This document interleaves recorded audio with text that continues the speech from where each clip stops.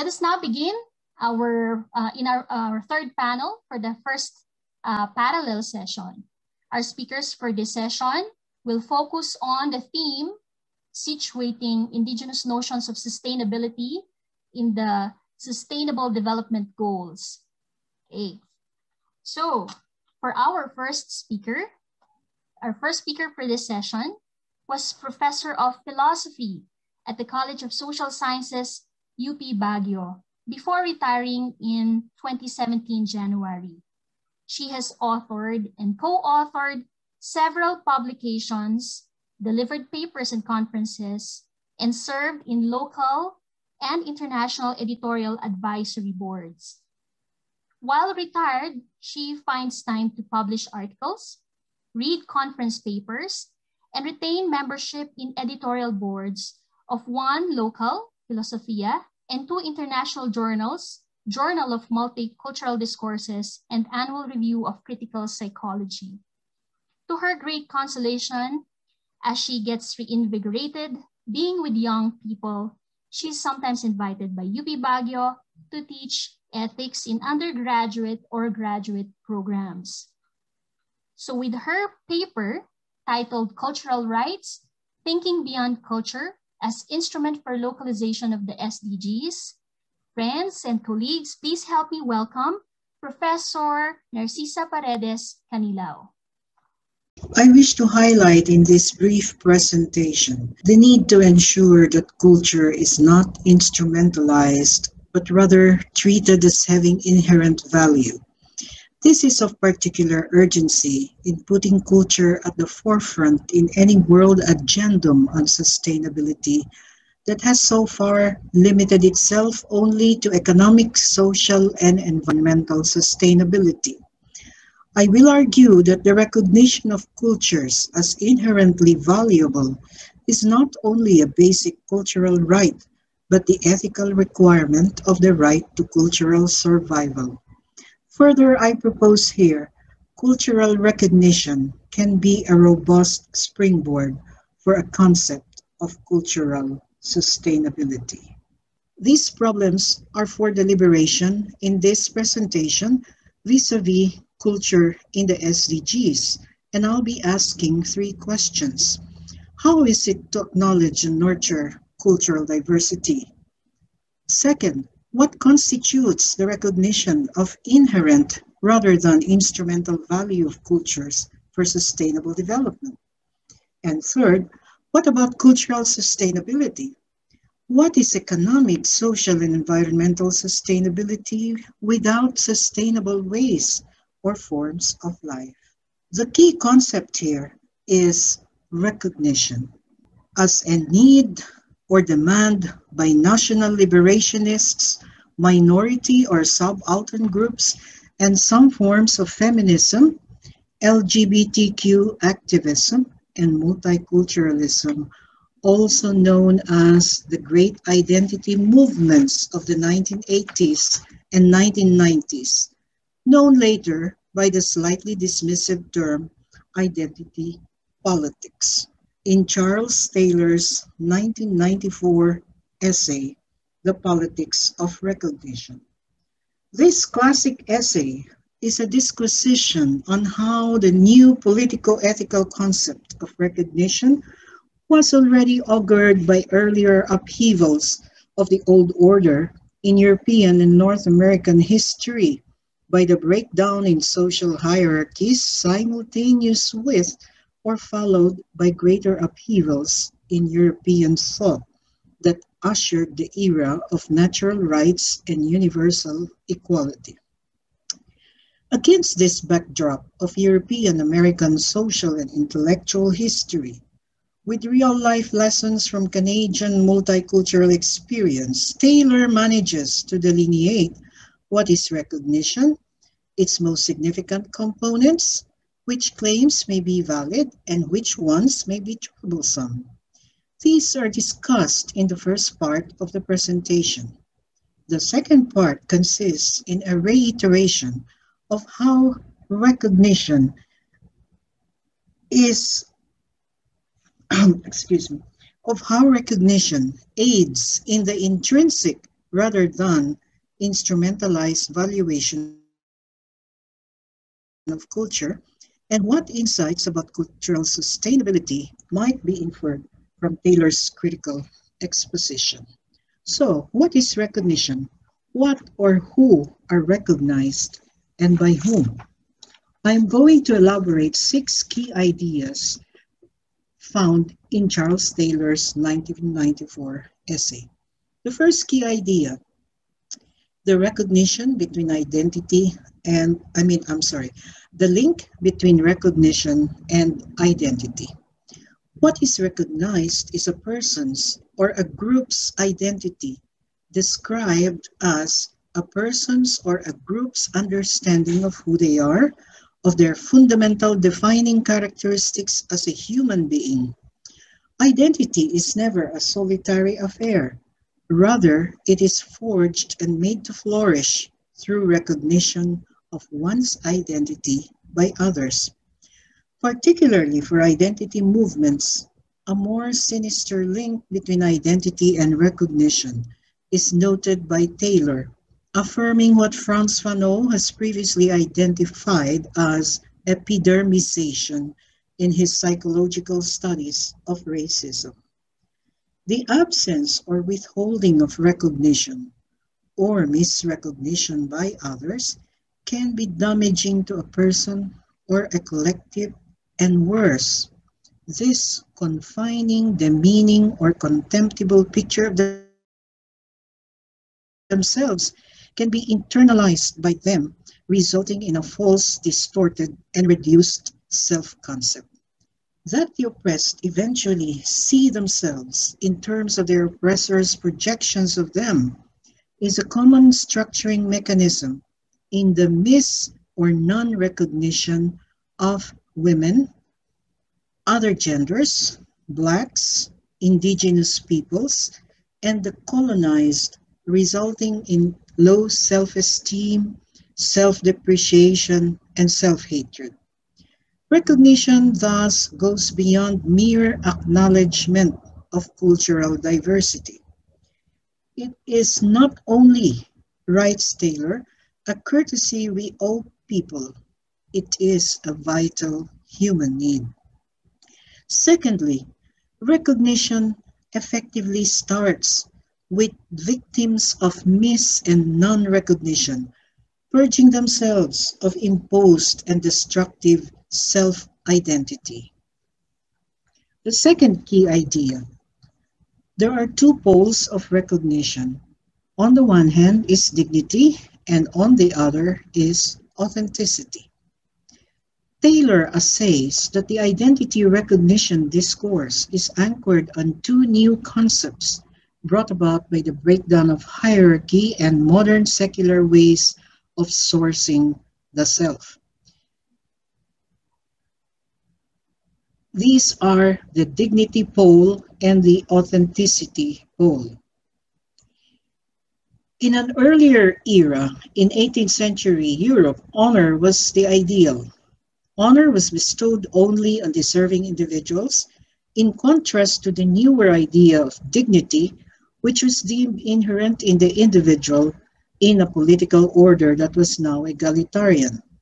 Dignity was inherent in all human beings by virtue of their humanity, and thus deserve equal recognition essential to democratic culture.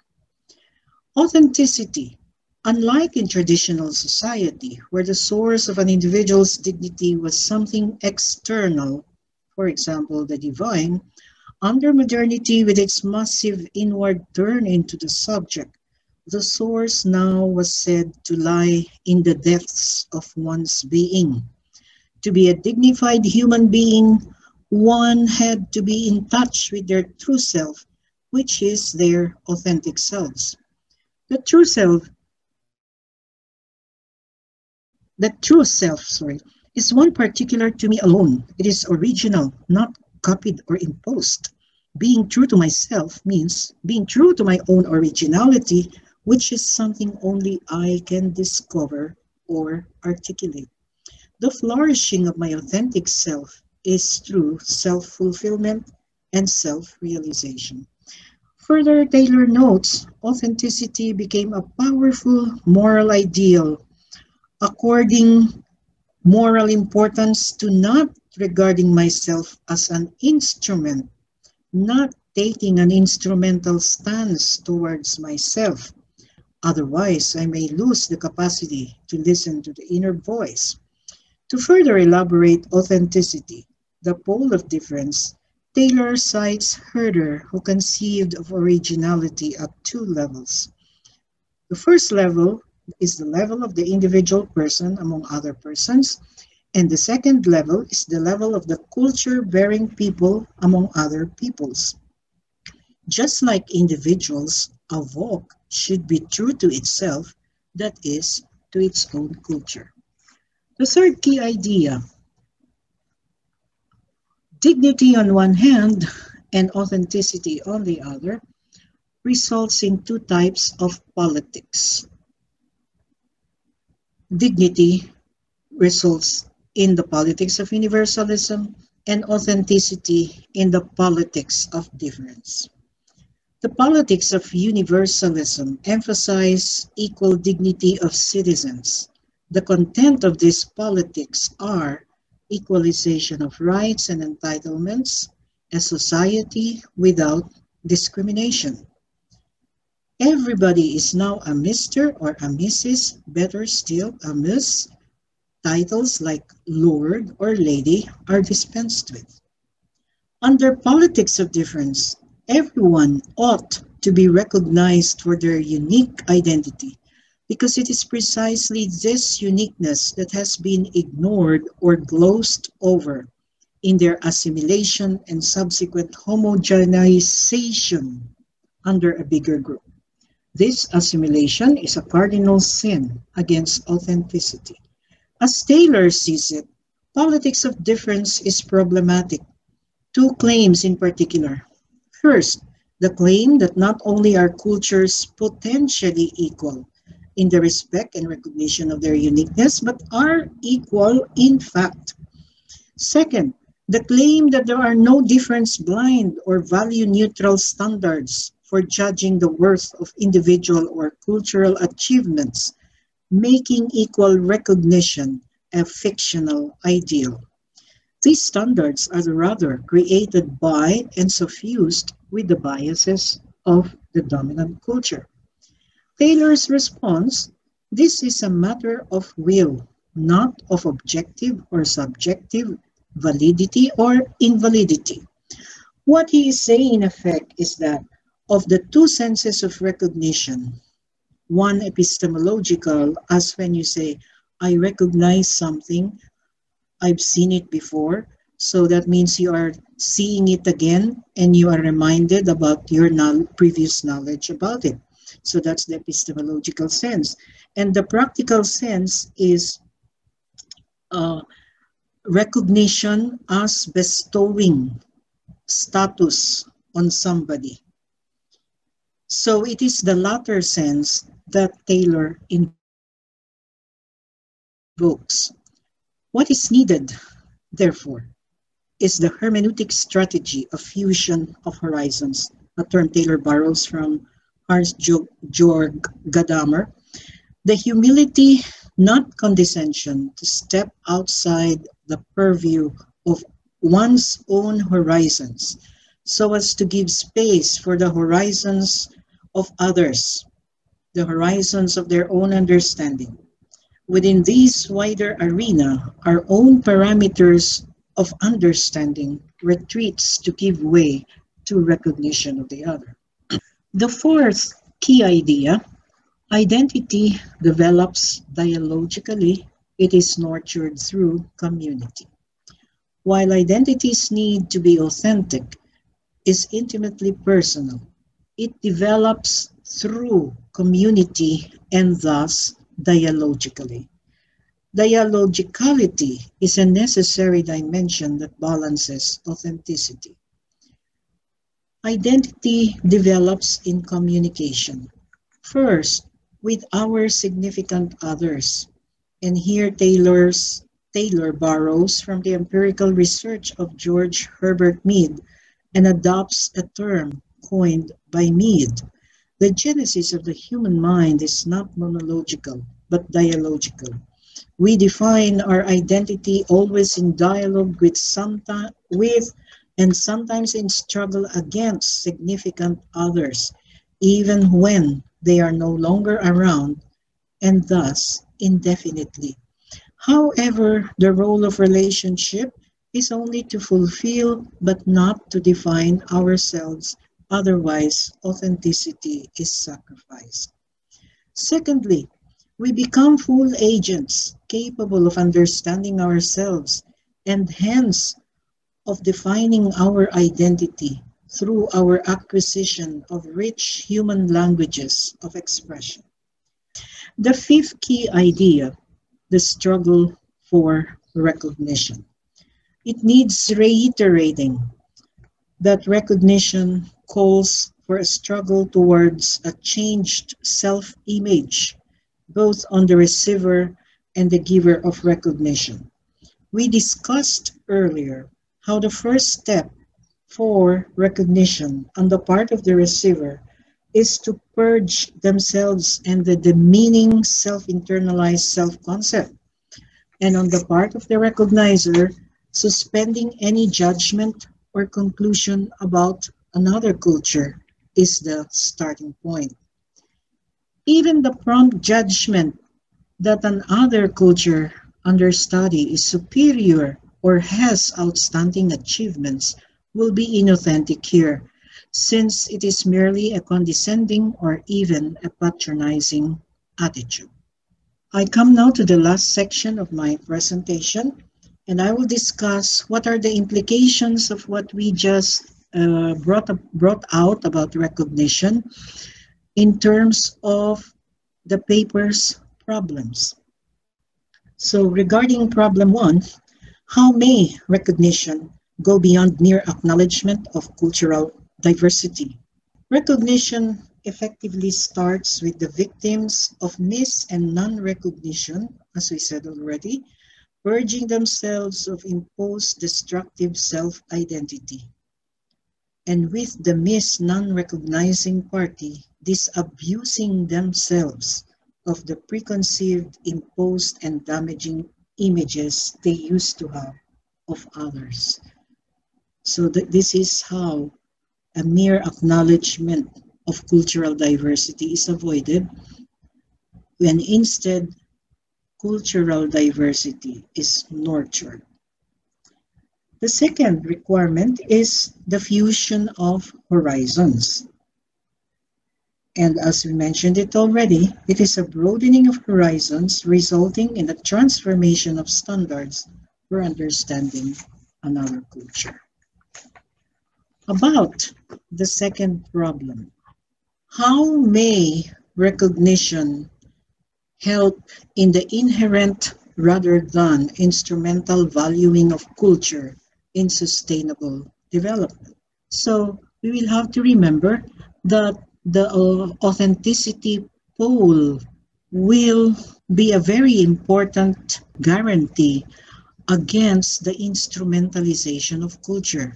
Because if you remember, we mentioned this idea that authenticity is so powerful a moral ideal, and it accords moral importance to not regarding myself as an instrument. So if it applies to myself, then it applies also to my group.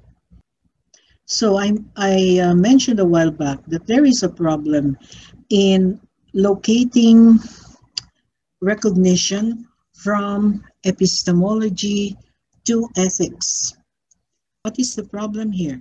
For as long as a truly egalitarian global citizenship remains a distant dream, recognition ought to be imposed as a right. So let us proceed. How may recognition sustain cultures? Because once identity originates and is sustained through communication with significant others and nurtured simultaneously through mutual recognition in the social plane, recognition is the precondition of individual and cultural survival. It is not the other way around. So you do not first have a culture surviving and then it is recognized. Rather, there must be a recognition that initiates the genesis of its identity as well as the nurturance towards self-fulfillment and self-expression. So finally, I conclude with this frame. Just as sustainable development involves intra and intergenerational sustainability, so cultural sustainability is also intra and intergenerational. And I might suggest here a revision of the original statement on sustainable development contained in the Brundtland Report, Our Common Future. What is sustainable development?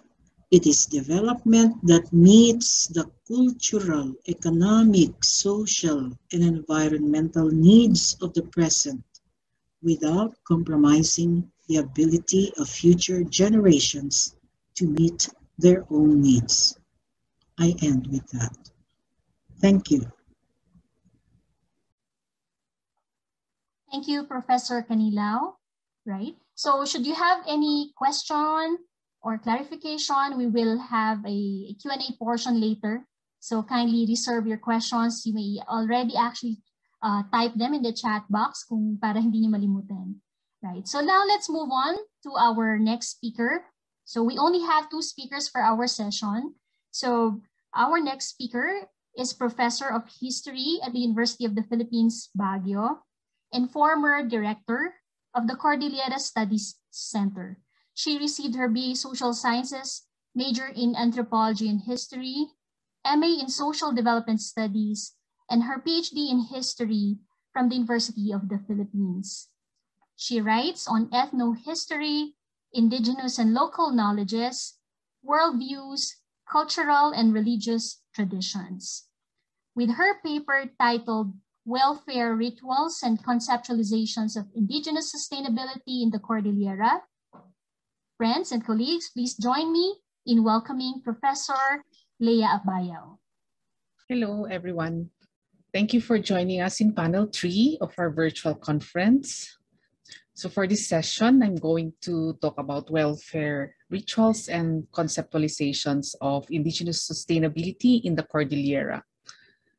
I'd like to start by saying that in the Philippine Cordilleras, welfare rituals of various types are still practiced nowadays, and that contemporary configurations of sustainability appear to be the most visible in these practices.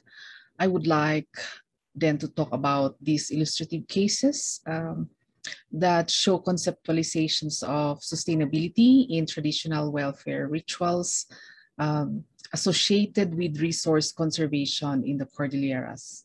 I will look at the notion of cultural welfare and regulatory principles that are used to address issues in communities, especially in reference to conditions and challenges.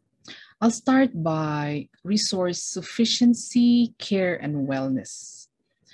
Communities conduct rituals in their desire to address resource sufficiency in long-term periods. For instance, in food, water, and other resources. In the case of the Bontocs of Mountain Province, Prilbrett's work in 1986 accounted for the annual conduct of fertility fakil rituals to show that these rituals were conducted to increase water supply, which is an important element in pond field agriculture. In this practice, the performance of rituals facilitated the management of water. The principle of equitable water distribution is observed, and that any undesirable accumulation of resource is prevented. As a result, the rituals therefore reinforce social cohesion in the community and has built relationships of people with the resources. Such relationships further establish the basis of ownership of the community of a special resource. So in this case, ownership of the water resource becomes collective. Such is a similar case also for land and forest resources in other parts of the Cordillera, where resource ownership is based on use, occupancy, and improvements by concerned individuals or groups. The idea of collective ownership of resources in this case ensures sufficiency for the community as the community practice the fakil rituals. And this conceptualization is premised on a rational use of water resource with a good thinking of retaining some for future use. Sustainability is viewed, therefore, with the principle of sufficiency over periods of time and not maximization in a singular time. In this case, resource utilization is an important feature and somehow rejects the idea of preservation of a resource in its entirety. Sustainability, therefore, evokes the principles of care and reciprocity in resource use and in defining indigenous relationships with nature. Reflecting on a few studies I did in 2009, rituals also serve communal needs, including organized support or work groups, synchronized activities, and mechanisms for control.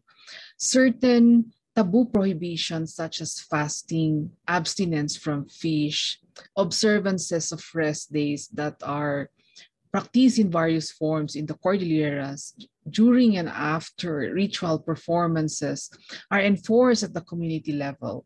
These promoted respect and discipline and the teachings of care.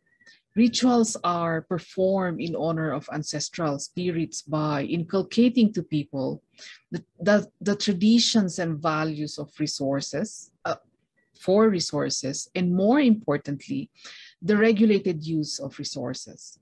This confirms Prielbrett's work in 1986, where she writes that rituals provide some degree of reassurance for control of ecological constraints.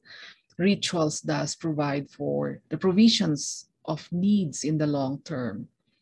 Similarly, in a desire to sustain food supply at the community level, the Sagada Kankanai offer animal sacrifices in sacred grove during Begnas rituals to pray for increased harvest of crops, domestic animals, and children.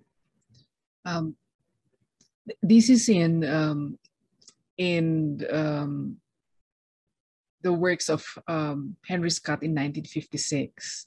Here, welfare is premised on community well-being, which is measured not by the absence of illness, but by the sufficiency of food, an effective conduct of activities, and the proper behavior of individuals. Communities also try to manage uncertainty by influencing spiritual beings or making them act to their favor. They observe the behavior of omen birds and chant prayers to the spirits of ancestors who were killed. In another case, the case of the Ifugaos, Remy's work in 2014 on the Ifugao exemplifies a revered enactment of ritual. Its performance is central to kin existence, where relations with spirits and non-humans, including animals, that are to be sacrificed, are important for community life. It is in ritual that societal relations are built, sustained, and wellness is reached. Rituals thus serve an indicator for quality of life, Nasarea tells us, for important resources that are communally owned and managed. Because such resource is valued for collective use, rituals play an important role in the continuity of generational knowledge, a knowledge that develops into custom law that is used to manage the entire ancestral domain. Rituals are sometimes threatened when programs that target to develop communities offer monetized schemes that tend to ignore cultural quality measures for welfare.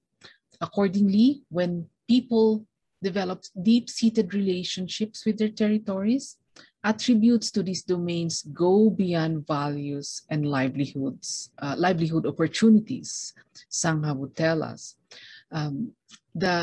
They aim for a platform in which community welfare is ensured and sustained. And in a study conducted by Alexander, it is also important to note that certain official mechanisms may signify aid in the useful implementation of rituals, as shown in the case of conserving tourist areas. Let's move to the idea of controlled use. Again, in previous studies I conducted, rituals carry regulatory practices. These practices are premised on the principle of controlled use of natural resources, often legitimized in the practice of taboos and other forms of prohibitions. Excessive extraction or use of natural resources such as water and trees are examples of prohibitions. The practice of rituals in the Philippines involve acts of calling ancestors to whom people owe principles of survival. The taboos, for instance, originate to memories of ancestors. In 1996, Evelyn Caballero contends that the management of gold resources by the Ibaloys and Kankanais are guided by a restrained or modest use of gold as practiced in a ritualized observance of period of abstinence in gold mining activities. In a study I conducted in 2015, I came across beliefs that gold is owned by deities and spirits and are passed on to them by their ancestors. Rituals were performed before opening gold tunnels in Benguet to appease deities who own gold and seeking favor to find in finding gold. This is Habana also documenting in 2010 in the areas of Benguet. Similarly, Pilbret in 2001 takes the case of ritual taboos to point out that the observance regulates resource use and maintains reciprocal interaction between indigenous peoples and their environment.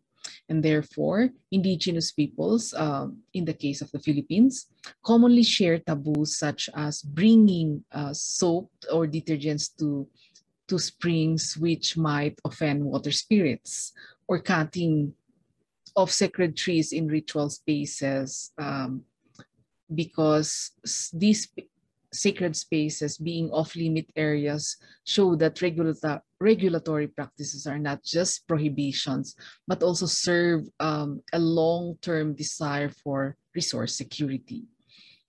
Let's move to care and wellness. Sustainability is well observed in indigenous lifestyle habits, especially those that relate to work. In the Philippine Cordilleras, many groups practice rest days, or what they call obaya or tungaw. The practice of obaya rest days prevents physical exhaustion in cultural settings where industriousness is highly valued. The obaya is a traditional observance of rest days during performances of rituals, and it is taboo for people to go to work in the rice fields, forests, and rivers. And certain days in the past, the observance could last up to 2 weeks for some communities. Notions of sustainability, therefore, is manifested in indigenous people's view of good life, a life that is lived long, issues such as illness gets solved. Because illness and related difficulties in life are often viewed in relation to bad actions that result to a disrupted relation with ancestors, people perform welfare rituals to address this. Amongst northern Kankanae people, Albert Bactayan in 2018 writes that the performance of Sangha is the most elaborate, and it also involve the most influential of these repair or remedial rituals. Ritual thus serves as a capstone for renewing relations between and among families in the community and with their ancestors. It is thus important, it is therefore an important platform that aids local communities transition to global configurations of living. In recent times, welfare rituals are also appropriated for contemporary needs, in my view, to seek favor from deities and ancestors on special needs of families in urban settings, for instance, taking bar examinations or running for political positions are things that I have recently observed. The rituals allow families to maintain strong affinities with their ancestral roots in the villages, and ritual traditions integrated the ancestors into the construction of a cultural and ecological landscape. I'm now moving to my conclusion. The idea of sustainability is multifaceted, and its conceptualization necessitates scales and domains of thinking. Indigenous conceptualizations of sustainability show that it is possible to uphold an enduring well-being of communities and societies by meeting, and I quote, the needs of the present generation without compromising the ability of future generations to meet their own needs, a thinking that is widely accepted feature of sustainability. The persistence of rituals are adaptations to new challenges of people whose physical environment is subject to change, to continuing change. Thus, in my view, concepts of sustainability are important strategies for survival that is linked to indigeneity.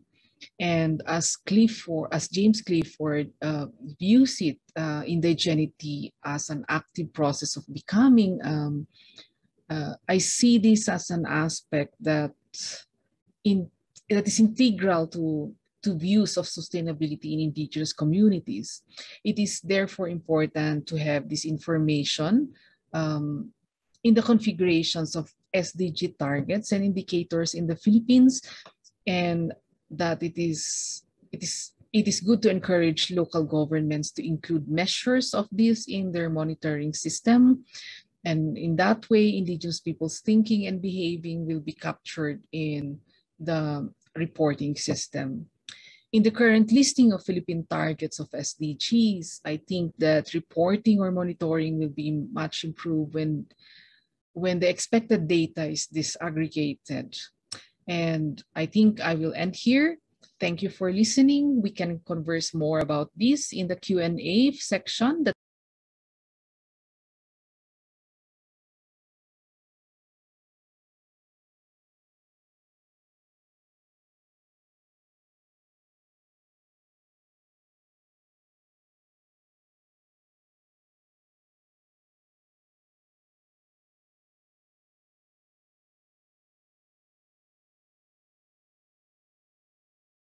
Thank you for that. Okay, so as I was saying, we'd like to thank, of course, our speakers for our session this morning. It has been a very enriching discussion on indigenous notions of sustainability vis-a-vis the SDGs.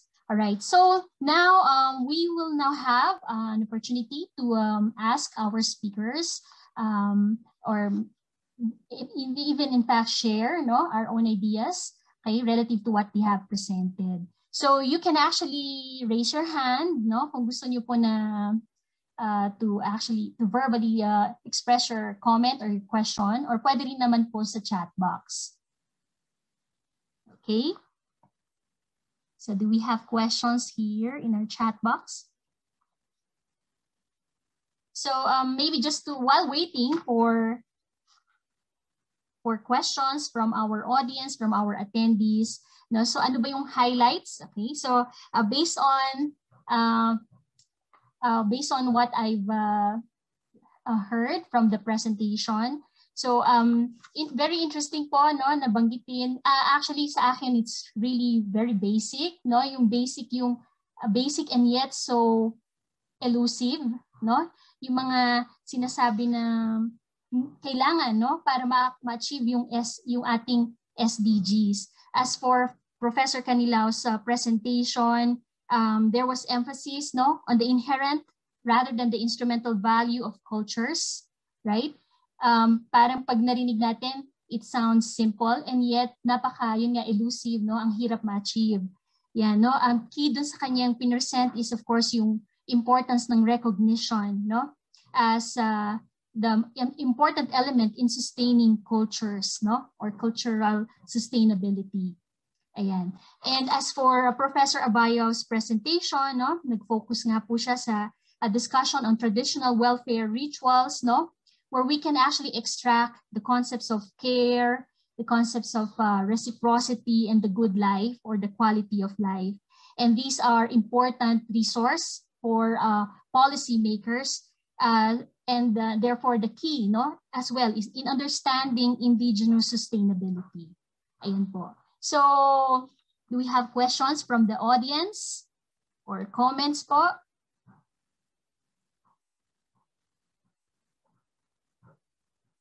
Right? So while waiting, pwede po kayong mag-share din, no, ng inyong opinion. Okay, please let me know kung hindi ko po nakikita yung inyong messages sa chat box.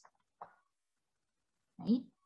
You can also raise your hand. Okay, parang may nakita po akong nagtaas ng kamay. Professor Zenaida Bawanan. Sige po. Yes, good afternoon. Thanks to our speakers for sharing their knowledge about the indigenous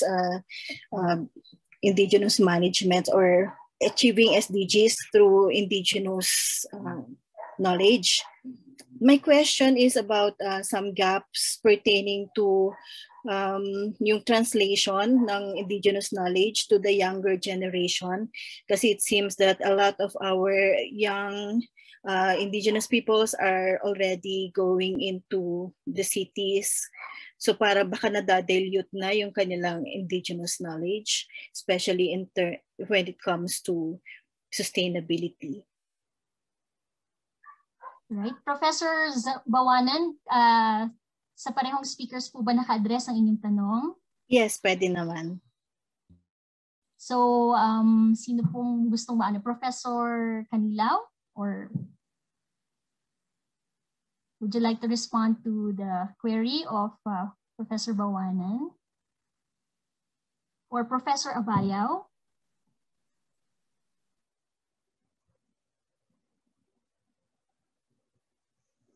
Pwede nating sabihin, Professor Sen, am I clear? Am I coming across clearly? Yes, po. Yeah, I'd like to say that related to my sharing a while back, recognition is most specifically expressed, recognition of other cultures as well as sustaining one's own culture would be specifically exhibited through language. So sa akin, and based on my sharing, napaka-importante yung pag-maintain ng sarili nating wika, sarili nating mga communication systems muna, and then tapatan itong mga terms in sustainability with our own local expressions to make sure that they are really existing in our culture. Just like recognition, in Ilocano, it is really manang big, you know, and I was actually pursuing this line of research, but of course I realized that we lack enough time, but I'm doing a project on this. Panang big is actually richer than recognition because whereas you have to specify in recognition that we are referring to the ethical sense, in Panang Big, immediately there is already a coverage of different senses, starting with epistemological, mabigbig mo isuna, meaning nakita mo na siya dati and now you see, you recognize that he is the one, or panangbigbig as in pangrespeto sa kanya. And then very, very crucial yung related yung panangbigbig with identity, which is pakabigbigan. Same thing in Filipino. Recognition is pangkilala, all right? And the identity in Filipino is pagkakilanlan, which immediately evokes that you are being viewed by another.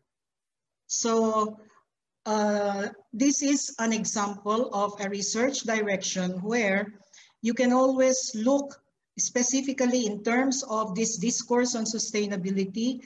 You not only look for practices, but the actual terms, the actual taxonomy, for example, of biodiverse flora and fauna, that will, if we can only keep these languages alive, then that is also one way of keeping the forms of life that are associated with this alive.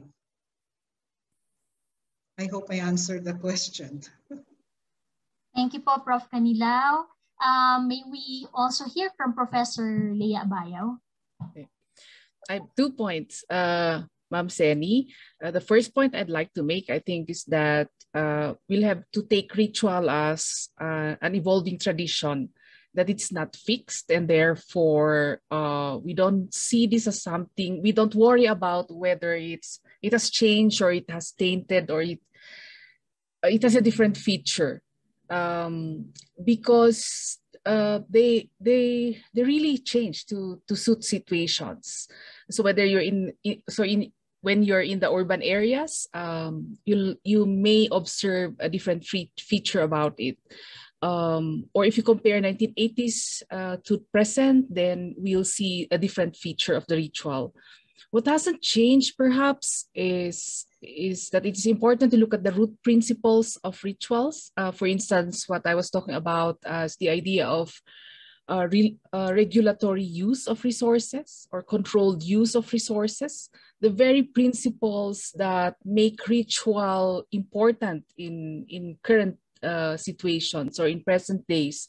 I think that's an important aspect in which we have to see indigenous knowledge in its contemporary use, because these are not things that are fixed or things that we see as something to preserve in a particular setting. In order for it to be useful, it has to adapt, or it takes a different form, a different feature in the lives of people. So I was telling earlier that some rituals that are used, for instance, in rice growing, welfare has now turned into contemporary welfares in urban settings, like, for instance, taking examinations or other needs in the contemporary setting. The second point I'd like to say is that I think I take here the challenge that when we have these aspects reported in or included in monitoring and reporting systems of government agencies, then we're able to record, or we see the conditions of these practices of indigenous knowledges, and therefore interventions can be made. And when I say interventions, if there is a need to strengthen these particular practices in order to serve the very idea of sustainability or measuring sustainability in the Philippines, then that's an aspect that can be addressed. Thank you. Thank you po, Professor Abayaw and Professor Canilao. Meron po tayong attendee na nagtataas ng kamay, si Mr. Maverick Tamayo. Sige, sir, you'd like to ask your question? You may unmute yourself.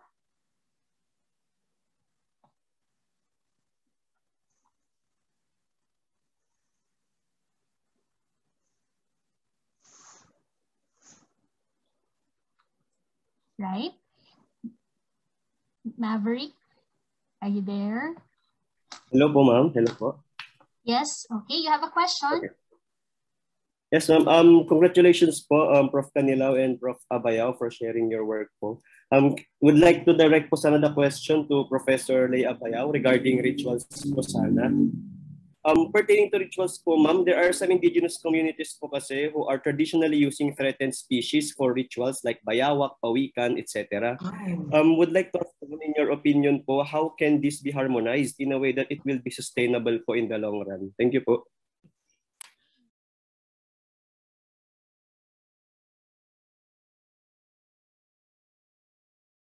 Ma'am, naka-mute ka po. Yeah. O nga, no? Paano yung mga threatened species? Sorry, Maverick, hindi ko naisip yun, ano? Kasi ang usual na ginagamit naman sa mga rituals, in fact, in traditional rituals, what is mostly used are animals that they have domesticated. Yung idea na inalagaan mo dapat yung isa-sacrifice mo sa ritual. Ganon, ano? Hindi ako familiar. Iniisip ko yung threatened na ganyan, bayawak. Parang hindi ako familiar sa Cordillera. May gumagamit ba ng ganyan? Maybe I'm more familiar with the agricultural rituals, which is why I don't say that. Can you mention specifically what rituals are they using these endangered species, Maverick? Ma'am, during our class po kasi in Indigenous Resource Management po sa MS Care, we have this kind of scenario where in some Palawan tribes, I don't know if it's Tagbanwa po or Batak tribes po, wherein they are they hunt for pawikan po, ma'am, especially if yung anak po nila is a girl, na sinasabi pong it will give strength to the girl. So parang to the baby girl po. So parang ang naging issue po sa amin during that time is that will we stop doing that thing in order to protect the endangered species? Well, in fact, the community po, it's rooted in their culture, and this community are doing something to safeguard the hatching nest size of this pawikan. So the community is doing sustainable ways para meron pa rin po silang maging source ng pawikan, pero hindi nila alam na outside that nesting site, these pawikans are being threatened by international poaching activities. Mga ganung problem lang po. How would we harmonize po kayo, ma'am? Sige. I'll just give my thoughts. So, medyo nag-field work din ako ng limited time sa mga Palawan. So in that case, iba kasi, it's possible that they really need the ritual. And because in the case of the Cordillera, it's very different. The Palawan, of course, we're talking about Palawan, so it's a different setting. In the case of the Cordillera, the moment they start using yung mga species na hindi siya domesticated, usually sa mga ritual na it's very special case. Halimbawa, yung may mga psychological ailments na very like 1 in 10 years. Yung mga ganyan, that they have to perform a special ritual. And they use a non-domesticated animal or so to address that when they perform ritual. And I've not seen that being performed in the Cordillera already. In other words, yun na yung sinasabi ko na iiba na rin yung forma ng ritual. Ang isang iniisip ko sa mga ganyan, I think you're already saying that move that pwedeng tanungin sa kanila or i-discuss yon, that very concern about that, because I think it also will benefit them if they know that this is an endangered species. Kung alam nila yung sitwasyon, baka pamamaraan din yan na may mga bago silang malaman, because I've seen many communities are very hungry for scientific knowledge that they don't know, knowledge that are new finds by the scientific community. Bag scientist, sinabi mo yan. Marami silang gustong tanungin. Ano sa tingin mo ito at yan? So excited naman sila sa ganyan. But like I said, we're talking about two different settings. Medyo familiar ako sa Cordillera setting sa region na ito. Kaya sinasabi ko yung kung paano nagagamit yung mga endangered species. Maaring iba ang setting sa mga palauan. But I'm more talking about this collaborative engagement with communities that may help them as well look at new conditions in their particular areas. So yun po. Thank you po, ma'am. I think maganda nga po talagang magkaroon ng collaborative talk or consultation with the community po para at least we are dealing with things in a way na hindi po masacrifice yung culture po ng mga indigenous community but at the same time sustainable in the long run. Thank you po. Okay, thank you, Sir Maverick. Okay, thank you, Prof. Abayaw. Meron pong isang tanong dito sa chat box addressed to Dr. Abayaw. I am interested po if there are efforts to also look at welfare rituals and conceptualizations of indigenous sustainability across other IP groups beyond the Cordillera. And if we are interested to do so po, what existing literature or approaches can be used as references po? Maraming salamat. This is from Jeremiah Paul Silvestre. What I do is to look at resources or materials that have been written in the past. At UP Baguio, we have a Cordillera Studies collection. Marami din naman, may mga online materials already na pwedeng unang basahin. I'm referring to studies that have already been conducted. In fact, for me, in the Cordilleras, maraming thesis na nagawa na maaring basahin pa para tignan yon. Maraming mga scholars na nag-engage sa conceptualization ng ganito. They don't specifically mention sustainability, but if you read the works that they write, there's always this element of sustainability. So I think the challenge for us is to look at these elements and write about this. And do perhaps specific work, rationalized which groups to look at or which regions to or particular areas in the Cordillera to look at. I think that's an aspect to work next. And then of course, what I saw useful as well is to see how some particular practices can be infused or discussed with LGUs. So I did this for the RRM, for instance, how they can capture indigenous knowledge in the monitoring systems of their plants. Such aspects. So you have contemporary needs of local governments, and then you encourage them to specifically include aspects in their monitoring systems, because sometimes they just need some affirmation. Parang ganyan hinihintay lang nila din yung ganyan na sana may magsasabi sa kanila na maganda itong isama, total meron naman sa iyong existing platform na, so pwedeng i-specify yung ganito at ganito ang maaring basis for measurement. So ganun po. Okay, so Sir Jeremiah, okay. May follow-up question ka pa ba? Alright, so I'm checking our chat box. Wala pa po kung pumapasok na bagong katanungan.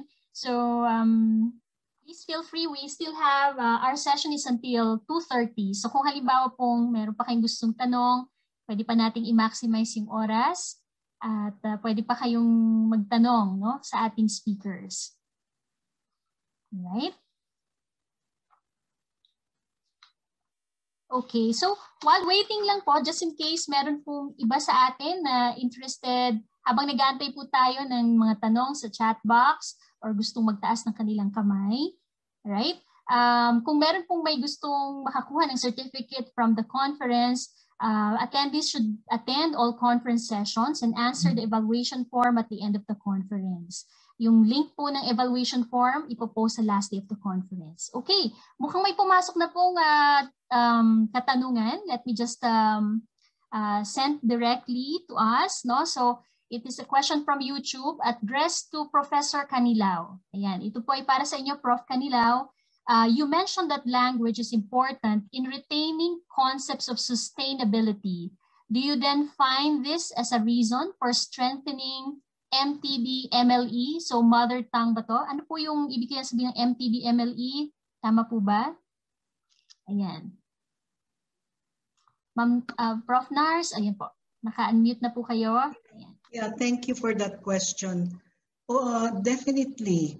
The retention and even improvement of offerings on mother tongue, local languages, indigenous languages in the curriculum would be the best way of sustaining cultures. Because I mentioned in my discussion in relation with recognition that the recognition of an individual and a cultural group is mobilized through communication, and you develop your own means of communication in order to be able to commune with others who are not members of your small circle, or what George Herbert Mead would call your significant others. So very, very important talaga yung retention and even the improvement of the teaching, the ways of teaching it, very encouraging ways. And it is not just a matter of teaching vocabulary, Ilocano words or Ibaloy words, or coming up also with a dictionary that will just give the meaning, but to demonstrate the usages of these words, these concepts, as part of a form of life, an institution, no, that a group of people share together. So one of those very important institutions is language. So thank you for that. Yes, indeed. Okay, salamat po. Salamat Prof. Canilao. Salamat din po sa nagtanong. Baka may follow-up question pa. Okay. Ito po, no, yung para po sa atin na hindi familiar dun sa acronym na MTB-MLE, nakasulat na po sa chat box. So, mother tongue-based multi-language education. Okay. Right? I'm checking again kung may tanong po. So far, wala pa pong tanong. Okay, so habang nag-aantay po tayo, just in case meron pang gustong humabol na magtanong, no? After this session po, meron pa tayong parallel session 2. Okay, and you're of course invited to attend that again. It's from 2:30 to 4. You can choose again from 4 simultaneous panel sessions. At ang mga panel sessions po na to ay ang mga sumusunod. Panel 5 is on utilizing biodiversity in indigenous lands. Panel 6, indigenous health beliefs and practices. Panel 7, indigenous knowledge for conservation and climate action. And panel 8, memory, tourism, and indigenous peoples. Ayun po. So after this, magkikita-kita po ulit tayo, no, sa mga susunod pang mga sessions. At syempre po, gaya nga ng nasabi kaninang umaga, yung bawat Monday ng July, no, meron na tayong markado na yung dates na yan. Okay, for our ICCS 3. Okay, so hanggang ngayon po wala pa rin mga karagdagang pangtanong. May nagtaas po ng kamay. Hindi ko nakita agad. Si Jersky Jarzenduria. Tama po ba? Okay, so you're raising your hand. You may ask your question. Hello po, good afternoon. Napindot lang po talaga eh, pero sige po, magka-question na rin din po ako. Okay. I'm just thank you po, Doc Nars and Ma'am Bayaw regarding for sharing your expertise and knowledge with us. I am just curious about the openness of indigenous knowledge. As we can see, we are in the contemporary world, so globalization is in the context. However, my question that is, there is a problem with the openness of indigenous knowledge, because in the contemporary world, we can see that it is being commoditized, bastardized, and even even put a price tag, and it is massively exploited. So in the context of the sustainability, in the context of the what we call this one, sustainability, I'm just curious regarding the massive massive IK studies. Kasi hindi po ba at the end of the day, yung IK studies, instead of creating or support for the IP communities, it threatened the indigeneity and the IK cultures. I'm just curious lang po dun sa openness of IK to the world in the globe and the contemporary era po. Yun lang po yung question ko. Thank you. All right. Prof. Canilao. Prof. Canilao, maybe you can go ahead and answer that question. Then I'll come after you. Sige po, Ma'am Nars. So I'll start by saying that there are several forms in which perhaps indigenous knowledge is threatened, or to use your term, I use the term threatened, but I don't know if you mentioned bastardized or so. So I must also say that there are people who feel so extreme and so protective of indigenous knowledge, and I can also imagine that, knowing that there are really problematic or something that hindi lang siguro problematic, how do I say that, something that bothers me when I see things. But the reason why I say we look at this at various levels is that because I think those issues are also we have to look at those issues in context, in the sense that when I say some people are so protective about it, there are those people who think that indigenous knowledge should stay this way. In other words, it will be frozen in time, and it should be, to use some terms, authentic. It should stay that way since time immemorial. In other words, we're looking for a knowledge that is there in the 1930s or 1900s, something that Dean C. Worcester has documented, and it should be our basis for saying this is the real one. No? But when we go to the communities, they will tell us also that there are new knowledges, or a knowledge which is indigenous knowledge has some new features in it, and that is the thing that they're using.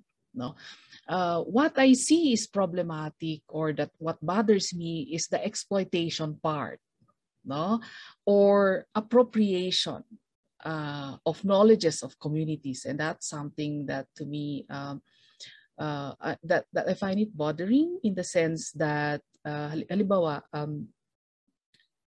for some communities they find it like stealing, no, pag nanakaw, may mga ganyan. Or that it is very disrespectful. The use is very disrespectful to some communities. So medyo iba-iba ang concerns. For other communities naman, and individuals na halimbawa nakapag-aral na, sasabihin nila na, oh, that's artistic expression. No? So iba-iba ang pananaw sa mga ganito. What I'm saying is that wala yatang parang unified, siguro si Ma'am Nars mas masasabi niya ito, wala yatang isang pananaw kung paano i-approach ito. May iba't ibang pinanggagalingan ang mga tao, at maaring mga communities may kanya-kanya din silang pananaw dito, and even within the community maaring napaka-heterogeneous yung pananaw sa indigenous knowledge. no? Kasi meron halimbawa isang community where I'm more familiar, the indigenous knowledge, they clarify this so that they like for some group they like indigenous knowledge that is everyday life, and they're not for that group, they like those knowledge that do not interfere with a particular religion. May ganyan, ano? Sa isang religion yon. Yung isang group naman sa same community, dahil hindi siya membro ng isang ng religion na yan, ibang pananaw niya. So in other words, matindi pa rin yung pagtingin na dapat yung traditional na paniniwala natin sa halimbawa sa ancestors natin ay kasama sa spirituality, no? So ayun yung sinasabi kong heterogeneous pa rin even within a community, yung ganon. Hindi ako sanay na titignan ang isang pananaw or hindi ako sanay na may isang community ay napaka-homogeneous yung pagtingin, no? Sa ganyan. But like I said, what really bothers me are forms of exploitation, and second, forms of disrespect and deliberately suppressing knowledges, indigenous knowledges. Yung halimbawa suppressing in the sense, part dyan yung ayaw mong, part dyan yung non-transmission, no? Religious activities that aid in the non-transmission of indigenous knowledges, burning of traditional icons, yung mga ganyan, ano? Susunugin mo yan, yung mga ginagamit sa ritual, sunugin na natin. Yan yung mga sinasabi ko, ano, na that's grave act of disrespect, no? Dahil ano ka na, religious person ka na o ibang religion mo, tapos nagka-campaign ka ng ganon, no? Basic respect para sa akin is important, and kung yung openness ng indigenous knowledge, maaring iba-iba ito per community o sa mga tao, no? Sa mga grupong ganyan. Sige. So I leave it at that. Baka si Ma'am Nars mas maraming sasabihin. Thank you, Leah. Actually, everything that Ma'am Leah said about disrespect, misuse of culture, commercialization of culture, appropriation, would fall under what Charles Taylor generically termed misrecognition. The other one is non-recognition. Yung babaliwalain mo lang yung isang kultura. And by the way, it is precisely this problem that I saw in the SDGs of the tendency to instrumentalize culture rather than to invoke it intrinsically for its intrinsic value. And that is why I group my problems into three, responding to each of the appearances of culture in the document Transforming Our World. And I found out that in the first set, only in preliminary statement number 36 is tolerance of other cultures mentioned. And then the second set, I was able to identify, aside from the preliminary statement, a target, all right, that considers culture as very, very important to the attainment, to the achievement of the sustainable goals. And in the third one, there are two targets pertaining to the monitoring of sustainable tourism through cultural products. So this is mentioned twice. And then while there was a civic group prior to the SDGs that really clamored for the inclusion of culture in the SDGs, which they later coined into the slogan, The future we want includes culture. So despite that very strong advocacy prior to the SDGs, there is no single goal on culture out of the 17 goals.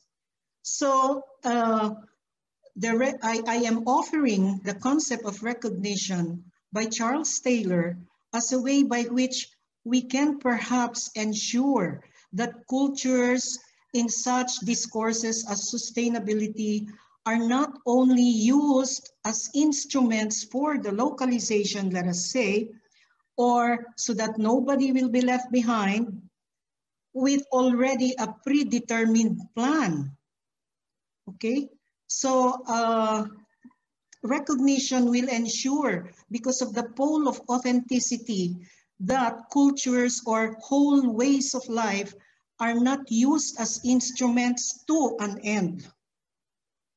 So this is very basic in philosophy, starting already with Immanuel Kant in his Kingdom of Ends, that nobody, no group has to be used as a means to an end, but always as ends in themselves.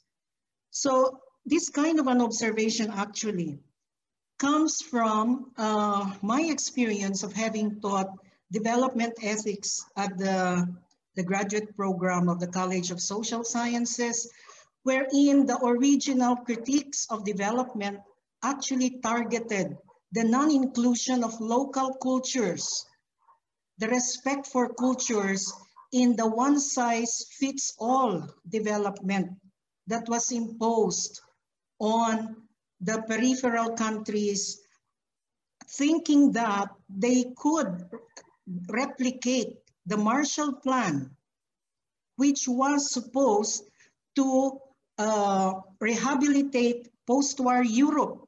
And rehabilitation and henceforth development actually meant westernization, industrialization,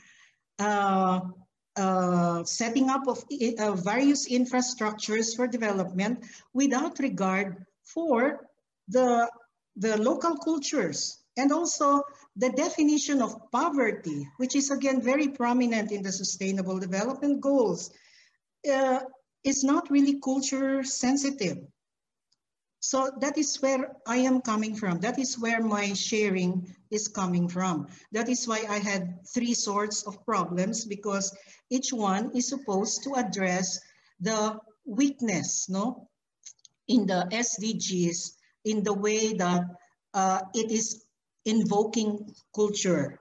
And generally, I can see it is very instrumental and not cultures as ways of life that ought to be respected. And so development here is losing its ideal definition as social improvement based on a community's vision of the good life. But rather, development has been redefined in terms of its history. We have to go into the historical trajectory of development, how it was dished out from the developed nations who saw underdeveloped countries because of their certain visions of the good life. And so they tried to impose this on what they classified as underdeveloped countries. So it is the very same preconceived development that is being dished out in Sustainable Development Goals. And therefore, the various cultures of the world are rather instruments rather than intrinsic in their possible, because we have our indigenous knowledge. For example, we have a lot of indigenous knowledge on how not to devastate culture, despite the fact that we are getting our primary resources for living from it. So yun yung actual backdrop. That's why I was very excited about your question. Thank you for asking that question. Maraming salamat po, Prof. Leia and Prof. Nars. Mayroon pa pong comment dito, banggitin ko lang po. This is from our colleague, Ma'am Mia Almabat-Kagantayag. So basahin ko na lang din po. It's also in your chat box. Hello to my former professors. I do agree with point IKPs are deeply rooted in agriculture and land management. And I hope environmental planners take into consideration the seriousness of this, not like treating it as stories to glamorize the project as sustainable by merely recognizing them. Ayan po. So thank you for that affirmation. Ma'am Mia from DNR Car. Right? So let me just check po kung meron pang ibang mga tanong. Okay, so mukhang wala naman na po yata. Right? So 5 minutes na lang po and our session is over. So meron pa po bang gustong humabol? Ayan, teka, tingnan ko lang po kung may nagtataas ng kamay. Right. Mukhang wala naman. Ayan, so I guess kung wala na po, we could already end this session. But of course, first we would like to thank you, of course, yung mga participants po natin and attendees na naging active no, sa kanilang mga tanong at mga comments din. No? At syempre po, higit sa lahat, we are thankful for our speakers for this panel session. Thank you po, Prof. Canilao and Prof. Abayaw, no? For the enlightening, stimulating papers as well as yung discussion po sa ating Q&A. Please accept, of course, our sincere appreciation for your presentations, no?